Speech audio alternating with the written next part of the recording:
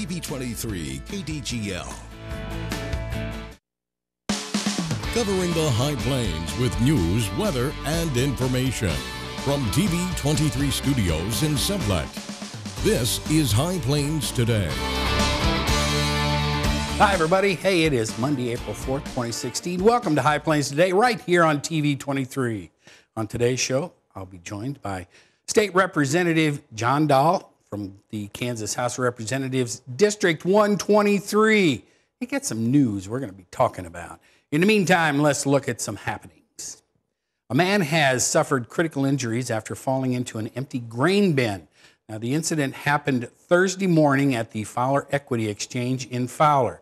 A friend of the man said he fell more than 100 feet into the empty concrete bin. According to the Meade County Sheriff's Office, the man was not trapped and rescuers got him out through a side door. He was flown to Wesley Medical Center in Wichita, where he remains in critical condition. A 21-year-old Garden City woman convicted in the April 2015 killing of her infant daughter was sentenced Friday afternoon in Finney County District Court to nearly 29 years in prison. Cho Mai-ya was sentenced on a second-degree murder conviction. Originally, she was charged with first-degree murder, but that was amended to second-degree murder when she accepted a plea agreement back in October of 2015. Now, she also received 21 and 15 months in prison, respectively, on 2 counts of interference with a law enforcement officer and 1 year each on 5 counts of violating a protection order and for a charge of intimidating witnesses. Now, those sentences will run concurrently with the murder sentence. And the Kansas Department of Health and Environment has issued a boil water advisory for the public water supply in Johnson in Stanton County. Now, KDHE officials issued the advisory because of a loss of pressure. Now, failure to maintain adequate pressure may result in a loss of chlorine residuals and bacterial contamination. The advisory took effect today and will remain in effect until conditions which place the system at risk of contamination are deemed by KDHE officials to be adequately resolved. And the state of Kansas fell $8.5 million short of the March tax revenue projection in wake of a shortfall of more than $50 million in February that compelled Governor Brownback to impose an emergency 3% cut to public universities on Friday. Now, corporate income taxes and retail sales tax revenue last month surpassed predictions by $7.2 million, but individual income tax collections were underwater by $14.4 million. Now, in February, the Department of Revenue took in $53 million less than hoped. That led the governor's unilateral decision to reduce expenditures by $17 million in the Kansas Board of Regents system. In addition to the rollback in the university system, the state responded by transferring $56 million to the state general fund in December. The bottom line in March was bolstered by a transfer of $15 million of the general fund. And the lone heifer was the star of the Pratt Livestock's Thursday sale, raising more than $90,000 in funds for the Gyp Hills wildfires. Plains, Kansas producer Dave Clausen donated the heifer for the noon bidding. A crowd of folks from across the state began to bid on the heifer during the progressive and donated the heifer for the, okay, my teleprompter just went crazy on me. The auction lasted about 30 minutes. Bidding started with a $20,000 bid by the Pratt Livestock and Winter Auction. When the progressive auction ended, Plainsville Livestock, Sylvan Grove Livestock, and Meyer Fencing of Sylvan Grove purchased the heifer for $3 a pound. That's the important part of that story. Hey, and a government report shows Kansas farmers are planning to plant a whole lot more corn this year. The National Agricultural Statistics Service reported Thursday that Kansas growers intend to plant 4.8 million acres of corn.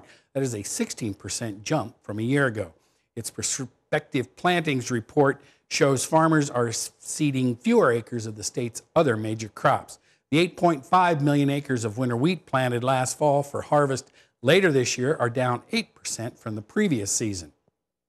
Now, soybean planted acres are down just 1% to 3.85 million acres compared to a year ago in Kansas.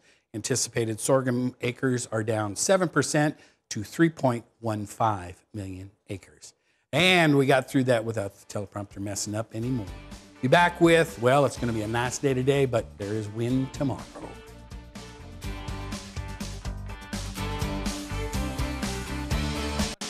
You're watching High Plains Today on TV23 with host Chris Jewell.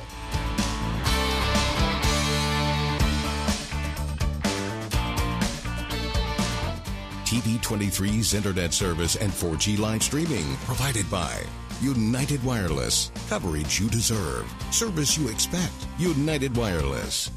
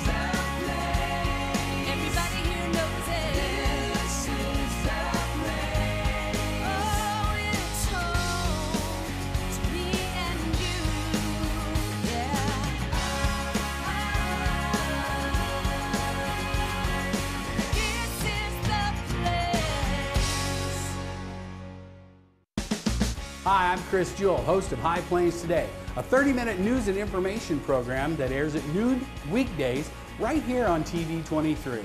Hey, do you think you have an idea for something that would make a great segment? Somebody that would make a great interview? What about a community event that needs highlighting? Let us know here at the station. Email us news@kdgltv.com.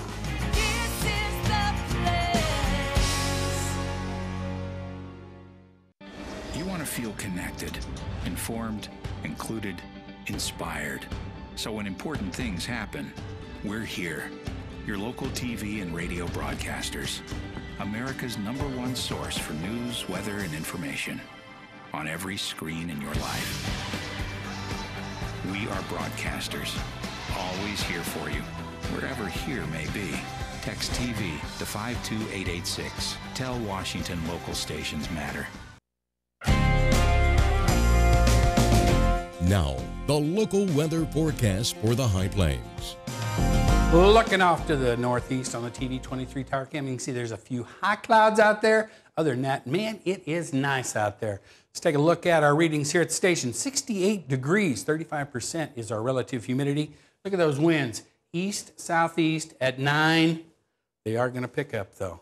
Relative humidity, or the barometric pressure is on the rise. As we look at the current temps around the region, everybody in the 60s except you get over to Medicine Lodge and Perryton, they are already in the 70s. Current dew points around the area, everybody's about the same humidity-wise as we are. Everybody pretty much in the 30s except a little drier out at Lamar at 28. Winds, look at these winds. Now remember these winds because tomorrow they're going to be a lot higher than this. Look at this. North-northeast, there is a cold front sliding down through. It's going to be a fast mover coming through tonight. Maybe a chance of rain behind it, but you can see it's already come through Lamar. Lamar is out there. They're out of the north-northeast. Everybody else out of the east or northeasterly winds. So other than that, though, no big gusts blowing around. Taking a look at our highs and lows as recorded at the Garden City Regional Airport. Hey, we did get 79 degrees yesterday. Way short of 92 back in 2011. The low yesterday morning, 31 degrees. Well above 16 back in 1975. Here's the really depressing part. Still nothing in the bucket for new precipitation. Today we're going to be a high of 77 degrees. Winds are out of the east-northeast at 13. Later on today, after the front slides through and stuff, they're going to switch around to the southerly direction. Tonight going to cool off just a little bit. 28 degrees for the low. Winds are going to be remaining out of the south-southeast at 18, gusting up towards 30 miles an hour tonight. And then tomorrow, 20% chance of scattered showers around the area, maybe. 85 for our high. Other than that, mostly sunny. We're still going to have a lot of wind out of the south at 22, switching around to the west-northwest late in the afternoon, early evening, carrying into 20% of precipitation tomorrow night. That will probably be well before 10 o'clock. The low will be 41. Other than that, winds still out of the north-northwest at 25. As we look at the 7-day, though, you can see we're going to cool off just a little bit on Wednesday after that cold front slides through. We do have another chance of precipitation on Sunday. Looking at our storm spotter training, hey, tonight, They're going to be at the Barber County Annex in Medicine Lodge. Tomorrow night at the 4-H building in Johnson. Then on Wednesday night at the high school in Syracuse. On Tuesday the 12th, they'll be at the high school in Coldwater. And then at the community center in Pratt, the courthouse in St. John, and then the EMS building in Scott City. That's a look at the weather. Be back with the markets and John Dahl after this.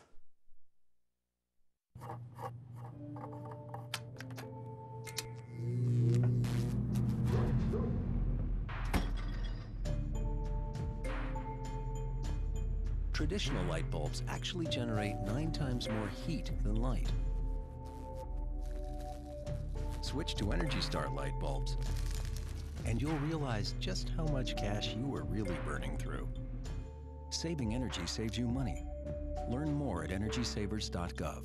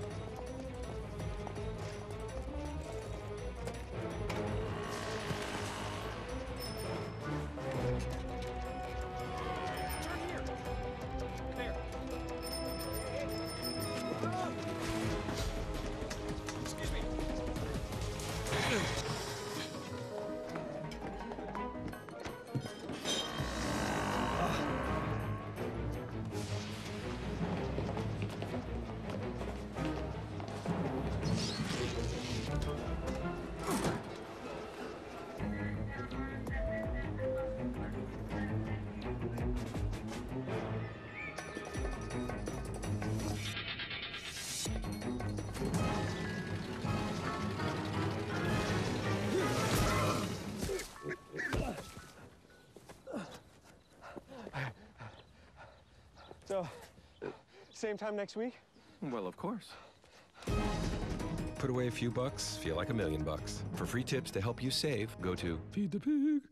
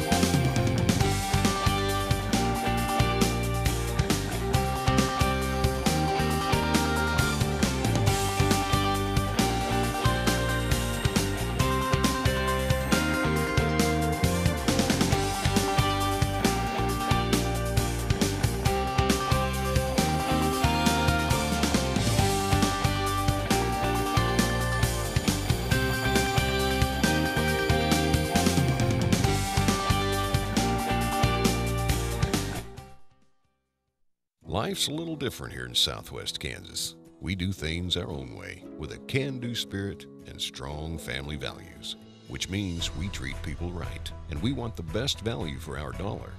The same is true about United Wireless. We aren't like the national brands. We treat our customers like family. We provide excellent service and simple, easy-to-understand plans that will save you money. We are United Wireless, and we are Southwest Kansas proud.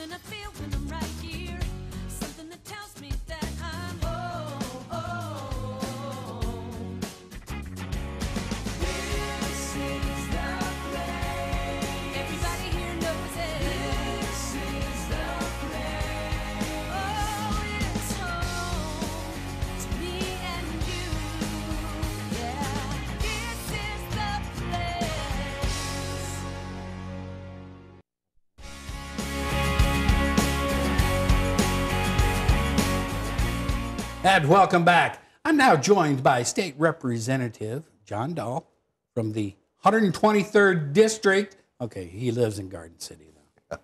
It has all. I'm an urban legislator. It includes most of Garden City, not all of it. I share some of it with Russ Jennings. So. Okay. Yeah, and Russ has been on the show. Russ, good guy. I like Russ. He's a good guy. He's all right. He's all right. All right. So what we're going to talk about today is now you have decided that you are going to run for the state Senate in the 39th District? Yes. Okay. 10 counties, southwest Kansas. Yeah. Goes up to Tribune, down to Elkhart. You know, it does include Liberal, but everything else in that direction. Right. Yeah. Okay.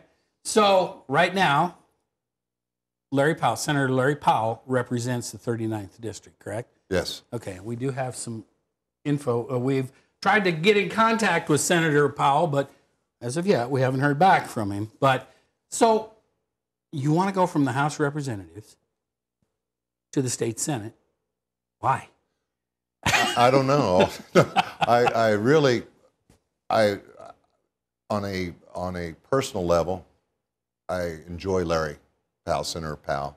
He's a nice man. I feel like that we're underrepresented in southwest Kansas. I think he kind of goes with the flow of what the governor and their policies, and some of those policies I don't think have been good for Kansas in education. The list goes on and on. You know, and I've always prided myself of being a localist. I really care what goes on, and I don't, the political aspect I don't really get into that much. I see the impact it has on the people that I work for, and the people I work for are the people who voted for me. I see a campaign as a job interview. And, you know, and I'm just going to see if other people feel the same way I do. I served 2 terms at the city commission and 2 terms at the state, I believe, self-imposed term limits. So if I'm blessed enough to win at the state Senate level, I'll serve 2 terms, and then it's time to quit. Well, you've been mayor of Garden City also, right? When you were on the commission up there? I was, and my wife is currently. Your wife's the mayor of Garden City? My wife's the mayor of Garden City, so I didn't know that. We don't get to talk about a lot of different things when we come home. Sometimes when I come home from Topeka, I would put a moratorium. No, we're not going to talk about state issues or city issues for a little while. We're going to talk about us and enjoy our company. Sunday, you know, for a couple hours, you know, we can talk about it all you want. I did not know she was the mayor of Garden City. Yeah. All right, I learned something right there. Okay, so how do you see that the representation needs to change on the Senate side of things? And then what will you do? I mean, once you leave the House, are you going to try and backfill that seat with somebody that will carry on pretty much the things that you've been championing, or how are you going to do that? Well, everyone gets to run. You know, we talk to people. There was a person who's filed that we feel that's very like-minded.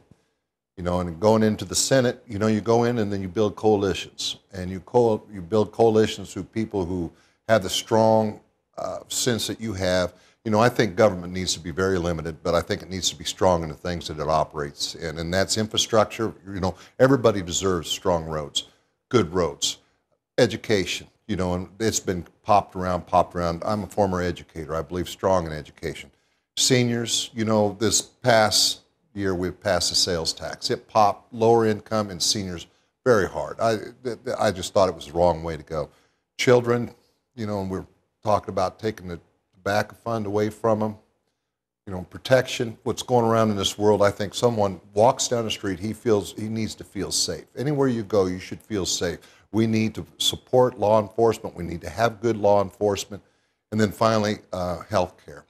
And, you know, there's a Satana Hospital, Syracuse Hospital, Ulysses, they're all on the edge, and we have to do everything to keep them, because those hospitals are very important for a couple of reasons. One, for the healthcare aspect. 2, they're the largest employers, or the second largest employers for that city, with well-paying jobs. And if they go away, they're not coming back. And so I think those 6 things. Other than that, government needs to stay out of our business. Oh, okay, that was simple. All right, so let's talk about the hospitals a little bit, because, you know, out at Syracuse, they're having a problem with the Hamilton County Hospital. Right. And I mean, I mean, what things can you do in the Senate to help those kind of issues? Because we all know that it seems that Northeast Kansas now carries the clout in the state. You know, how are you going to get some of that clout back out here to Western Kansas? Well, this may or may not be popular. What you're going to find with me, Chris, is if you ask me a question, I'm going to tell you straight up. Well, I would at least hope that. Yeah. Well, there are a lot of us in my business don't, but I'm one of those that do. Okay. We've been paying for Medicaid expansion for a long time. You and I, everyone out here has paid for Medicaid expansion. And we declined Medicaid expansion for what it could do in the future. They said, well, we might not be able to pay for it years down the road. Well, we're paying for it now. If we had Medicaid expansion, you know, the hospitals like Satana, Johnson, those places, they would have so much more funds that would allow them that they're not on the teeter of whether they're staying open or closed. But instead, the discussions are, can we bring in another doctor? You know, those discussions versus open and close, the discussion would never be, is this hospital going to close? Medicaid expansion is very important for us out in Western Kansas. People don't like it because it came from Obama. But if people look at the history of Medicaid expansion, it started with Teddy Roosevelt in 1912. Okay, that's a day or two ago. A day or two ago. Also, Richard Nixon wanted it in the 60s, wanted it really strong. When the Clintons wanted it, the Republicans were all about it. The Democrats stopped it. Then it became a Clinton thing, and all of a sudden, no, we don't like it. We like it. We are playing political games with people's health, and that has to stop. Okay, because Medicaid expansion in the state of Kansas could be fully funded by the federal government, couldn't it? It could, and it's being funded by us right now. Yeah, we're paying for it already. Yeah, we're paying for it. What we're going to do is we're going to get, it's like buying you a pickup, me buying a pickup and giving it to you. We're paying for other states' Medicaid expansion right now because we don't take it in. That, to me, is foolish. So what is the biggest sticking point on the Senate and House side in Topeka of Medicaid expansion? Obama. That's it? That's it. Just because it came out of Washington? It came out of Washington. It's a Democrat thing. And that's the sticking point right there. And we are playing political games with people's health. I'm just an old farm boy from Ingalls, Kansas. I just, I try to look at things and look at them pragmatically. Yes. And it doesn't make sense in the real world if you take the politics out that we don't have Medicaid expansion. And that's how I try to deal with issues. I don't try to look at it, does it come from this side of the aisle or that side of the aisle? I see the impact it has on the people that I work for, and that's how I'll vote. You'd like things to be a little more progressive in Topeka, wouldn't you? I would like I can tell. I would like things to be that we are serving the people instead of serving the party. And I think that we're not serving the people that we could serve. Education, we're cheating the children, or we're cheating the seniors. I believe strongly in limited government. But the things that we're into, we need to fund. And those are those 6 things I talked about earlier. Okay. John, thanks for coming by today. I appreciate it. We're going to talk some more with you. I can tell. I like it. All right. And stick around. I'll be back with more right after this. Hi, Chris Jewell, host of High Plains Today, a 30-minute news and information program that airs weekdays at noon right here on TV23. We talk about news, we talk about sports, we talk about weather, we're even going to talk entertainment. We'll have live guests right here on set with me. So, every day at noon, tune in, High Plains Today. We'll see you then. Weekdays here on TV23. You want to feel connected, at one with your world. Informed, included, and inspired. So no matter where you are, when important things happen, we're here at all hours, in the moment, on every screen in your life. Your local TV and radio broadcasters. We investigate and inform, give back to the community, build the local economy, even save lives. America's #1 source for news, weather, and information. And unlike any other news source, we're here, here, here, here, and here. We We are broadcasters, always here for you, wherever here may be. Text TV to 52886. Tell Washington local stations matter.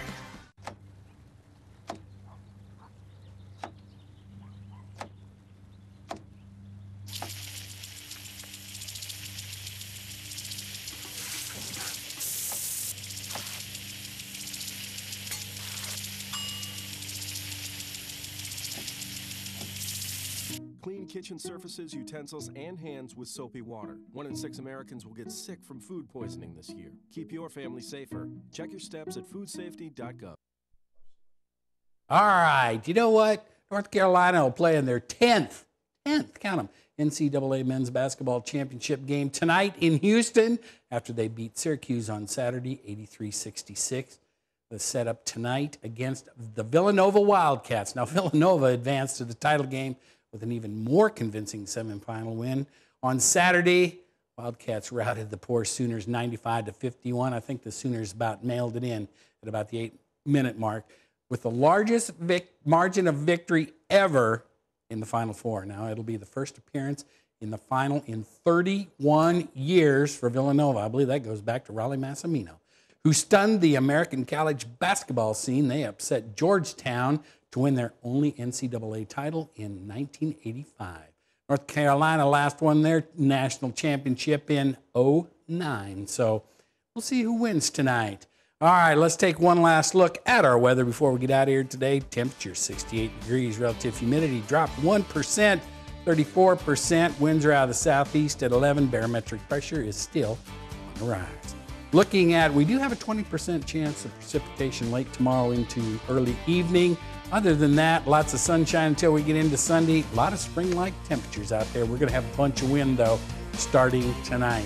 Go out and make it a good Monday, everybody. I'll see you back here tomorrow. Keep up to date with the latest information from TV23 on our Facebook page, KDGL TV.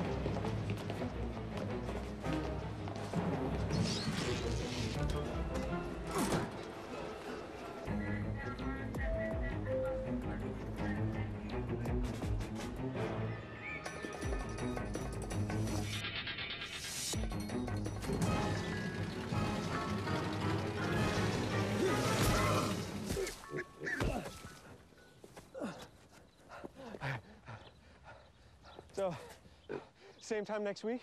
Well, of course. Put away a few bucks, feel like $1 million. For free tips to help you save, go to Feed the Pig. Something I feel when I'm right.